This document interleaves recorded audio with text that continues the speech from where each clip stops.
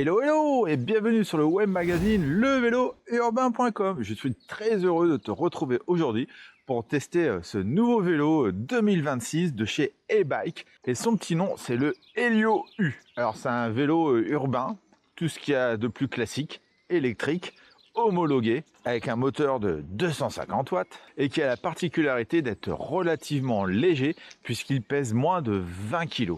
Ensuite, avec son cadre ouvert de 17 pouces, il conviendra à la majorité des pratiquants urbains et tout ça pour un prix au lancement de ce vélo de 1199 €. C'est pourquoi dans cette vidéo, je te propose de voir ensemble ses principales caractéristiques, son unboxing, on va le parcourir en détail, le tester sur route et à la fin, je te donnerai mon avis ainsi que ma conclusion. C'est parti, générique!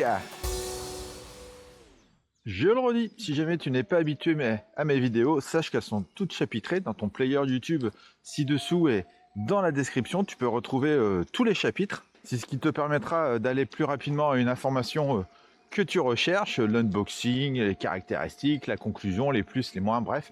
Si tu trouves ça intéressant, n'hésite pas à liker. Bon, histoire de savoir à qui on a affaire, je te propose de voir, pour commencer, ses principales caractéristiques. C'est un moteur roue arrière et le vélo est disponible en rose, bleu ou crème, c'est celui que j'ai aujourd'hui. Il convient pour une personne entre 1,55 m et 1,85 m, pouvant peser jusqu'à 125 kg, ce qui est pas mal pour ce petit vélo.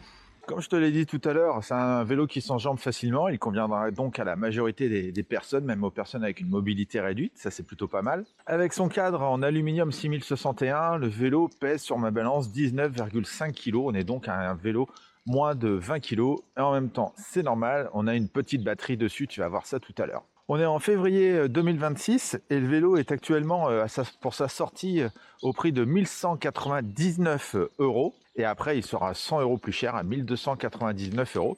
Mais grâce à mon partenaire et levélourbain.com, tu as un code de réduction qui te permettra d'économiser quelques euros supplémentaires. Je te mets le lien dans la description ci-dessous. Niveau taille, il fait 175 cm de long, ce qui est tout à fait normal pour ce genre de vélo. Et on a des garde-boue à l'avant et à l'arrière en aluminium, malheureusement. Perso, je préfère les garde-boue en plastique, je trouve que c'est plus léger et en plus ça fait moins de bruit quand tu roules sur les graviers. On a un porte-bagages arrière qui peut supporter un poids jusqu'à 25 kg. Moi dessus j'ai mis mes sacoches avec mon matériel photo et vidéo. C'est donc un vélo qui peut te servir pour faire du vélo taf ou pour faire tes courses.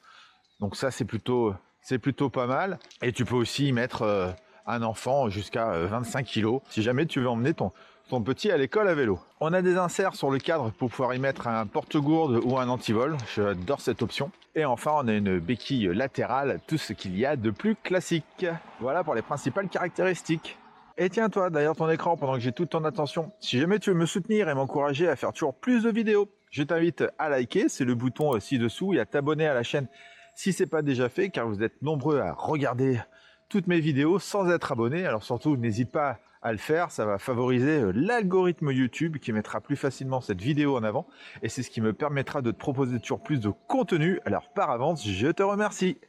Unboxing, quand tu achètes le vélo, tu le reçois chez toi dans un grand carton avec le vélo à l'intérieur qui est bien protégé avec pour une fois zéro mousse, c'est que du papier et du carton, donc ça au niveau écolo c'est un vrai point positif, bravo et merci à eux. Tu as également tous les accessoires qui vont bien, le chargeur, les pédales, la béquille, la sonnette et pas de notice, malheureusement tu as un QR code qui t'emmène directement vers une vidéo explicative et donc tu l'as compris, c'est à toi de terminer de monter le vélo. Alors c'est pas très compliqué, hein.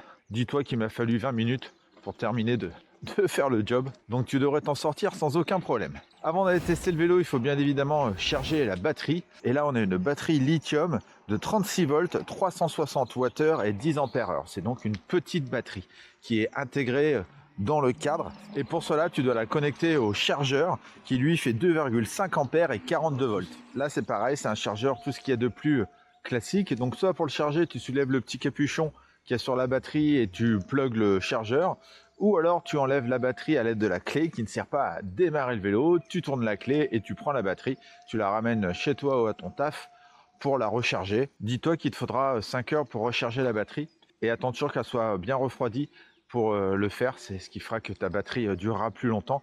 Et pareil, toujours charger sa batterie sur surveillance évite de le faire pendant la nuit. On ne sait jamais, une batterie défectueuse, si tu la fais tomber ou autre, ça peut prendre feu. Faut pas oublier que c'est des batteries au lithium, donc il faut toujours pouvoir réagir au bon moment si jamais tu as un souci avec une batterie. Je veux pas te faire peur, mais c'est des batteries au lithium, il faut faire attention quand même. Comme d'habitude, je vais te parler du confort du vélo, et là, comme tu peux le voir, on a un vélo ultra rigide, on n'a pas de fourche hydraulique à l'avant, on n'a pas de suspension sur le cadre, on n'a pas de tige de selle suspendue. On a donc un vélo ultra urbain, vraiment pour faire de la ville, absolument pas pour partir à l'aventure ou aller faire du tout chemin le week-end avec. C'est ce qui explique aussi le poids léger de ce vélo. Ensuite, on a des pneus Chaoyang de 28 pouces, c'est des 700 par 40C, sur des jantes à rayons. Donc là, pareil, c'est des pneus urbains, c'est pas des pneus pour aller dans la gadoue, mais par contre, ils ont un bon grip, que ce soit sur les pavés ou sur le bitume. Ils ont des bandes réfléchissantes pour être vus la nuit, ça c'est bien, et tu as les catadiotes aussi pour la sécurité. Ensuite, on a une selle en plastique réglable en hauteur, assez rigide aussi elle, malheureusement, et on a des poignées ergonomiques, ça c'est vachement bien, avec repose-paume en simili-cuir. Malheureusement, c'est pareil, elles sont dures. Tu as le repose-paume, mais c'est pas mou, donc au bout d'un moment tu vas avoir un peu mal aux mains. Donc niveau confort, tu l'as compris, c'est comme un vélo à l'ancienne, old school, t'as aucun petit plus. Niveau confort, on a un vélo ultra rigide, c'est dommage. Par contre, niveau position de conduite, là j'ai une position bien droite, avec un cintre en forme de moustache, un peu comme les vélos hollandais. Tu peux régler la hauteur de selle, malheureusement tu peux pas régler la hauteur de potence, ça c'est quand même dommage. Tu peux juste régler l'inclinaison du guidon. Donc niveau position de conduite, moi je suis 1m80, donc je suis très bien, mais on peut mieux faire. Franchement, une potence réglable, c'est pas pour le prix que ça coûte, mais après tous les câbles sont bien intégrés dedans, donc voilà, une fois de plus c'est un parti pris, c'est le design qui a pris le dessus. Parlons du poste de pilotage. Comme je viens de te le dire, on a un large cintre en forme de moustache qui fait 65 cm de large, c'est donc pas très large, c'est bien pour circuler dans la mobilité urbaine. Tu as bien évidemment les poignées ergonomiques dont je viens de te parler. Ensuite, on a des leviers de frein hydrauliques, car oui, on a des freins hydrauliques sur ce vélo, ce qui est quand même pas mal. Alors après, ils n'ont pas de marque, c'est du basique de chez basique. On a un contrôleur qui permet d'allumer ou d'éteindre le vélo, de changer tes 3 niveaux d'assistance avec les boutons plus et moins. Tu as un bouton pour allumer le phare avant et le feu arrière. Le phare avant est un phare directionnel qui est directement intégré au guidon, donc si tu tournes le guidon, tu tournes aussi ton phare, ce qui est pas mal. Et le feu arrière, quant à lui, est très discret et intégré sur le garde-boue arrière. Ensuite, tu as un bouton I qui permet de changer les informations sur ton display. Donc tu peux voir ton kilométrage de trip, ton kilométrage total, ta vitesse maximale, ta vitesse moyenne. Tu peux voir depuis combien de temps tu roules.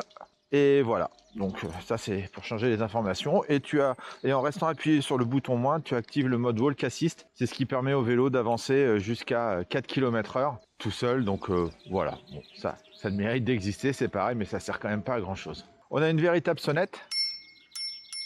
C'est une sécurité supplémentaire sur les pistes cyclables. Au milieu, on a notre écran LCD de 3,7 pouces e-bike en couleur. Et dessus, tu peux voir ta vitesse, ton niveau d'assistance, toutes les petites infos que je t'ai données tout à l'heure, ton niveau de batterie, la puissance de batterie que tu utilises. Et enfin, à droite, on a notre shifter Shimano 7 vitesses d'entrée de gamme. Maintenant, on va faire le test de freinage. Comme je te l'ai dit tout à l'heure, on a des freins à disque hydrauliques à l'avant et à l'arrière, et ils sont associés à des disques de 180 mm, ce qui est vachement bien. Allez, je vais aller jusqu'à mes 25 km/h. Hop, je vais prendre un point de repère. Bon, 2 mètres. Après, la route, elle est bien humide, mais 2 mètres, c'est pas mal. Comme quoi, avoir des freins hydrauliques, même parfois d'entrée de gamme, on a des bonnes surprises. Donc ce vélo, il freine sans aucun problème. Ça, c'est validé. Et ce moteur, alors, bah oui, un vélo électrique, il est temps de parler quand même du moteur. On a donc un moteur roue arrière, sans balai, de 250 watts, 36 volts et 45 Nm de couple. Et il est associé au dérailleur Shimano tourné 7 vitesses d'entrée de gamme avec sa protection de dérailleur. Il te propulse jusqu'à 25 km/h En tout cas, pour respecter la législation française. Voilà pour le moteur. Alors maintenant, il me faut combien de temps pour arriver à mes 25 km/h? Je vais me mettre là. Je vais me mettre en vitesse 5. 3, 2, 1, go! Allez. 0, 5, 13, 16, 19, 20, 22, 23, 24, 25.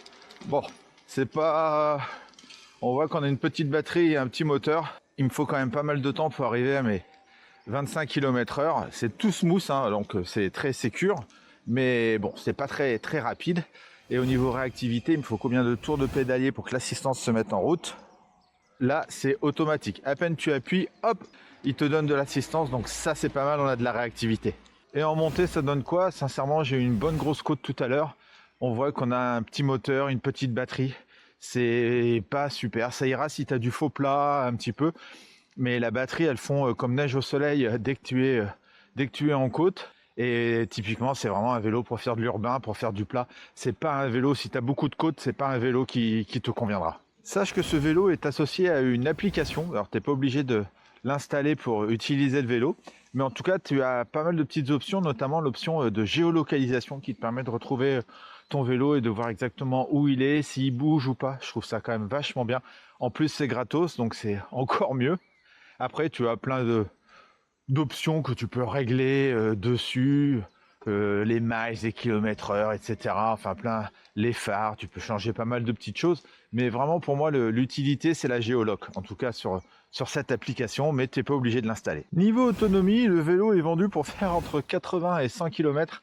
Alors ça, c'est si tu roules en assistance 1 sur du plat et que tu fais 60 kg. D'où l'intérêt de faire des tests comme le mien, car on sait très bien que les constructeurs nous mentent. C'est pas sympa, je sais, c'est comme ça. Alors, en tout cas, il faut bien lire tout ce qui est marqué sur les sites internet. J'ai fait une grosse côte, ok, j'ai fait une côte. Je fais 80 kg, ok, il fait 5-8 degrés, il fait froid. Mais là, je n'ai plus de batterie et je suis à 36 km. Je n'ai fait que 36 km avec ce vélo, ce qui est vraiment pas beaucoup. C'est donc un vélo qui est fait pour la mobilité urbaine, pour les petits trajets. Je trouve ça vraiment dommage, mais c'est ce qui fait qu'on a un vélo léger. On peut pas tout avoir, hein. C'est qu'une histoire de compromis. Et on arrive à la fin de cette vidéo, et oui, le temps passe vite ensemble, je sais bien, il va être temps de faire la conclusion avec les plus et les moins. Je commence par les côtés positifs quand même. Le poids du vélo, un vélo à moins de 20 kg, un vélo électrique, c'est pas mal, un vrai vélo urbain. Il convient pour tout le monde parce qu'il s'enjambe assez facilement. Le passage des câbles est vraiment discret au niveau de la potence, c'est ce qui fait qu'on a un look assez design sur ce vélo. Et on a un vélo homologué. Dans les axes d'amélioration, on a pour moi un vélo rigide, un peu à l'ancienne. On a une autonomie trop basse, je trouve, 30 km. Bon, voilà, c'est vraiment pour les petits trajets. On n'a pas de potence réglable pour régler son poste de pilotage. On n'a pas de feu stop. Voilà, c'est terminé pour cette vidéo. Merci de l'avoir regardé jusqu'au bout. Merci à mon partenaire e-bike de m'avoir envoyé ce vélo pour réaliser ce test. Si jamais tu as des questions concernant ce vélo, n'hésite pas à me les poser dans les commentaires ci-dessous. J'y répondrai avec grand plaisir. Et quant à moi, je te dis à très vite pour de prochaines vidéos du monde du vélo urbain sur levélourbain.com. Ciao, ciao!